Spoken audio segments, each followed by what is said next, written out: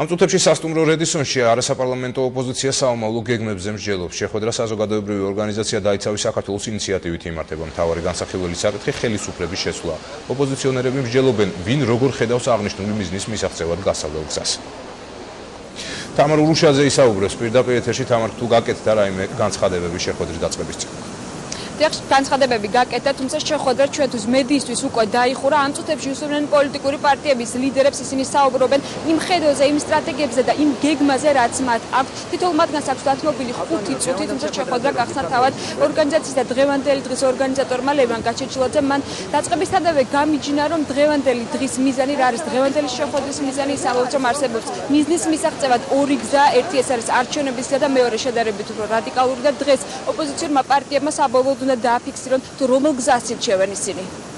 მე თხოვე ჩვენს მეგობრებს, პოლიტიკური პარტიის თუ გაერთიანების ლიდერებს, რომ ყველა თავისი ხედვა წარმოადგინოს ჩვენი აუდიტორიის წინაშე.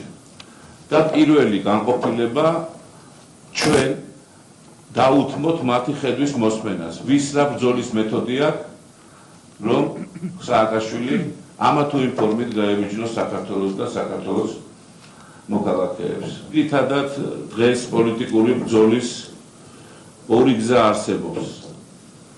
და მე არ მინდა რომ თქვა, რომ ეს არის ორი გზა.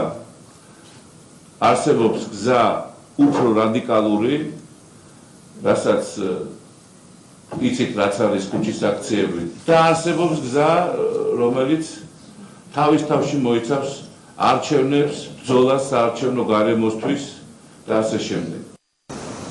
შესაძლოა დღევანდელი დღე გახდეს ახალი გადანაწილების საწყისი ეტაპი. ყოველ შემთხვევაში ამ პოზიციას ჩვენთან აფიქსირებდნენ შეხვედრის დაწყებამდე პოლიტიკური პარტიების ლიდერები. ისინი არ გამორიცხავდნენ, რომ შესაძლოა ამ შეხვედრის შემდეგ გარკვეული პოლიტიკური ძალები ერთმანეთს გაემიჯნო კიდევაც საკუთარი განსხვავებული სტრატეგიების გამო.